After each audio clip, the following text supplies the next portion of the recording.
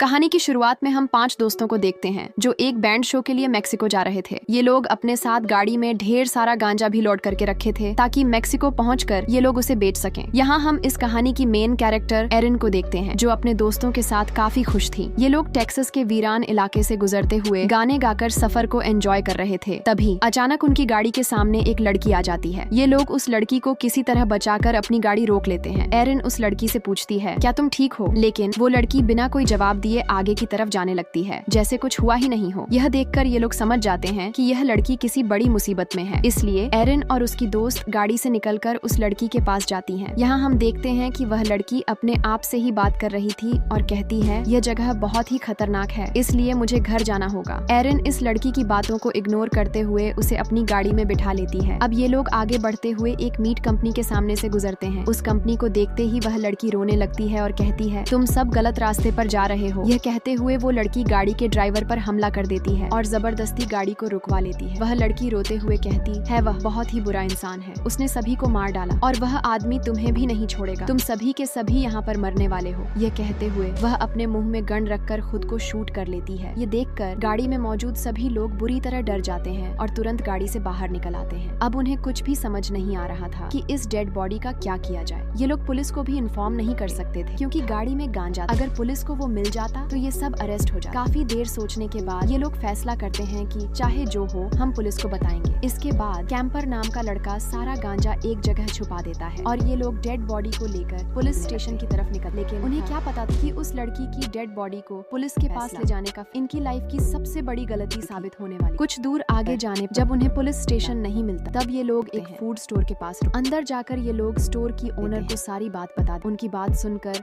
वह lady police को call करती। कॉल काटने के बाद वह कहती, तुम्हें डेड बॉडी को लेकर पास की एक पुरानी फैक्ट्री, वहाँ तुम्हें पुलिस ऑफिसर मिलता है। यह सुनकर इन्हें काफी पुलिस खुद यहाँ क्यों नहीं आ रही?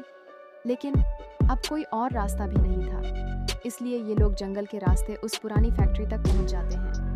लेकिन वहाँ कोई ऑफिसर नहीं मिलता। हैरानी की बात तो यह थी कि वह फैक्ट्री बिल्कुल वीरान और खाली थी। अब मॉर्गन कहता है, हमें बिना पुलिस को बताए इस बॉडी को यहीं छोड़कर भाग जाना चाहिए। सभी को मॉर्गन की बात ठीक लगती है, लेकिन एरिन साफ मना कर देती है। वह कहती है, इस लड़की की भी फैमिली होगी, वो इंतजार कर रहे होंगे, हम इसे ऐसे नहीं फेंक सकते। एरिन की बात मानकर सब इंतजार करने लगते हैं। तभी उन्हें फैक्ट्री में कोई भागता हुआ नजर आता है। अंदर जाने पर उन्हें एक छोटा लड़का मिलता है। वह बच्चा बताता है कि पुलिस ऑफिसर यहाँ नहीं आएगा, वह इस वक्त अपने घर पर होगा।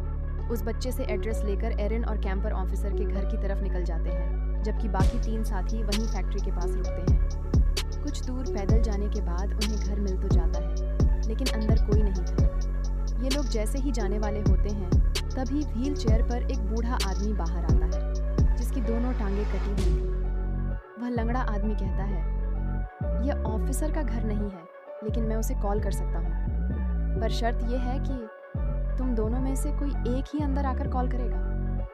उन्हें अजीब तो लगता है, पर वो सोचते हैं कि यह अपाहिज आदमी क्या ही कर लेगा। इसलिए कैंपर बाहर रुकता है और एरिन को अंदर भेज देता है। अंदर एरिन पुलिस से बात करती है और ऑफिसर कहता है, परेशान मत हो, मैं आधे घंटे में पहुंच रहा हूँ। कॉल कटते ही जैसे ही एरिन बाहर निकलने लगती है, वह लंगड़ा आदमी उसे मदद के लिए बुलाता है। वह वॉशरूम में गिरा हुआ था। असल में वह लंगड़ा आदमी सिर्फ एरिन का टाइम वेस्ट कर रहा था और जब एरिन उसकी हेल्प कर रही थी तभी उसके पीछे से एक परछाई गुजरती है।